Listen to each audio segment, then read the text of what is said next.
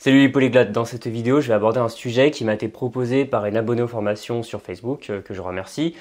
Un sujet qui est très intéressant et très important, surtout pour les débutants, c'est celui des ressources. Et plus précisément, le risque qui peut exister de se disperser entre un trop grand nombre de ressources. Sachant que le mieux est l'ennemi du bien et on peut être tenté, vous pouvez vous imaginer que si vous prenez plein de ressources, eh bien ce sera beaucoup mieux parce que vous aurez quelque chose de plus riche, de plus large, de plus varié. Mais simplement, vous allez vous disperser. Vous allez regarder cette ressource, vous dire « Ah oui, elle dit ça », vous regardez une autre et vous allez vous dire « Ah, par contre, elle dit ça un peu différemment » et ça va vous brouiller l'esprit.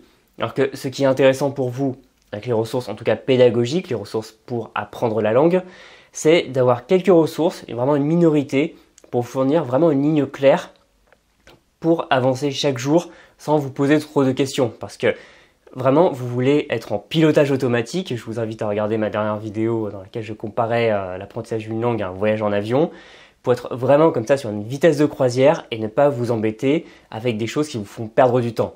En tout cas, premier constat relativement évident, je conseille de se focaliser sur un petit nombre de ressources, en tout cas sur des ressources qui vont correspondre à chaque fois à un besoin, à un usage.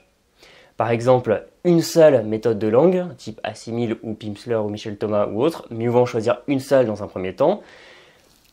Une seule application, par exemple, pour apprendre le vocabulaire plutôt qu'en avoir deux ou trois. Un seul professeur plutôt qu'en avoir plusieurs qui vont vous dire des choses différentes. Et comme ça, vous allez pouvoir avoir les idées bien en place et avancer.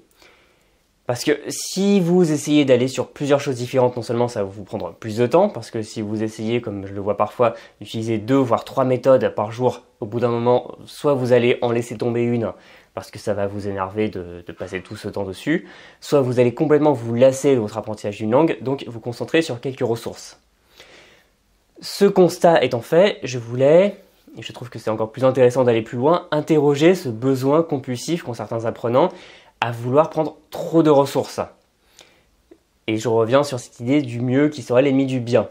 Parce que ce qui se passe quand vous cherchez à avoir trop de ressources, selon moi, c'est que vous manquez de confiance en vous et en vos capacités de discernement. Parce que vu que vous n'êtes pas sûr de vous, vous n'êtes pas sûr de votre coup, vous voulez mettre toutes les chances de votre côté. Et c'est bien normal, vous voulez prendre la meilleure ressource possible. Et ce qui amène beaucoup de gens, en tout cas dans les premiers stades de leur apprentissage, à tourner en rond comme ça, à se demander est-ce que je ferais bien de prendre cette ressource ou cette ressource, et à me poser la question à chaque fois, quelle est la meilleure méthode pour apprendre telle langue, sachant que vous vous en doutez, enfin je pense que c'est évident, il n'existe pas de meilleure méthode. Il y en a qui sont meilleures que d'autres, il y a des méthodes qui sont très mauvaises, mais on peut très bien apprendre avec un apprentissage de très bonne qualité sur une méthode A et sur une méthode B, et à la fin arriver à peu près au même résultat.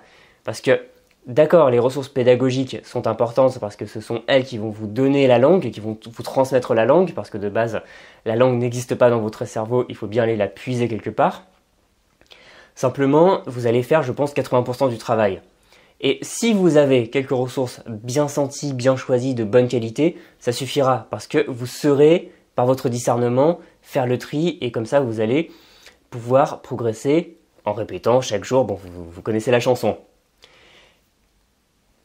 Bien souvent, il y a des apprenants qui vont hésiter, qui vont dire « Bon, je ne sais pas par quoi commencer, ça fait 2 mois que j'essaye de me mettre au chinois, au japonais, à l'arabe ou je sais pas quoi, mais j'arrive pas à choisir la bonne ressource. » Ou alors, et ça c'est exactement le même problème racine pour moi, l'apprenant qui va se dire « J'ai commencé avec plein de ressources différentes, mais je me noie, je m'y perds, en plus pour certaines langues maintenant il y en a trop. » C'est assez fou de se dire qu'en quelques décennies on est passé d'une absence totale de ressources pour certaines langues à parfois trop de ressources et on ne sait plus où donner de la tête.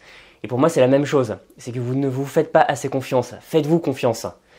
Concentrez-vous sur un faible nombre de ressources pédagogiques, une méthode, une grammaire, une application pour le vocabulaire, et ce sera largement suffisant.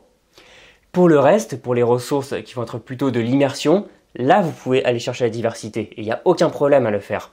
Donc vous pouvez aller chercher aussi bien plusieurs films de plusieurs époques différentes, plusieurs genres différents, pareil pour les séries télé, lire des romans, écouter la radio, des podcasts, des vidéos YouTube, jouer à des jeux vidéo, que sais-je, il n'y a aucun problème, parce que vous n'allez pas vous disperser sur un seul et même usage. Et c'est ça le plus important pour moi, pour les ressources. Concentrez-vous sur quelques valeurs sûres et ça va vous permettre justement de ne pas faire des séances interminables où vous allez passer de A6000 à Arabs à Michel Thomas dans la même journée, mais simplement faire 30 minutes par exemple quotidienne dans un premier temps, très concentré sur une ressource, c'est comme ça qu'on apprend le mieux. Et surtout le faire tous les jours. Et finalement, est-ce que ce serait pas ce qu'on appelle le minimalisme, parce qu'on parle beaucoup du minimalisme, bon, souvent on le représente comme le fait d'avoir une table avec absolument rien dessus, un petit cactus, un MacBook dessus, enfin comme on voit sur les appartements témoins des catalogues de meubles, mais c'est pas ça, c'est simplement enlever le superflu, enlever tout ce qui va être source d'hésitation, source de procrastination parce que vous n'allez pas savoir sur quel pied danser, et y aller tout simplement. Donc à l'heure actuelle, si vous pensez avoir trop de ressources pour l'apprentissage de votre langue cible, eh bien réfléchissez à ces usages. Enlevez ce qui ne vous correspond pas et surtout, encore une fois, fiez-vous à votre instinct. Parce que vous saurez très vite si une ressource vous fait progresser ou pas. Testez un peu et vous pourrez élaguer. Et surtout, n'ayez pas peur de le faire. Il vaut mieux se débarrasser d'une ressource que de se dégoûter et de s'éparpiller avec trop de méthodes, d'applications, de manuels différents. Faites-vous confiance et ça ira très bien. Et en tout cas, moi je vous fais confiance. Voilà, si cette vidéo vous a plu, vous pouvez comme d'habitude vous abonner à la chaîne, laisser un pouce et commenter pour parler de votre rapport aux ressources. Et vous pouvez bien sûr vous inscrire à mes contacts email privés pour recevoir chaque semaine des conseils et les dernières nouveautés du site et de la chaîne. Vous cliquez simplement sur le lien dans la description et vous recevrez une formation gratuite de 40 minutes qui s'appelle 25 techniques pour apprendre votre vocabulaire. Pour ma part, je vous souhaite un très bon apprentissage minimaliste et efficace et on se retrouve dans une prochaine vidéo. Salut!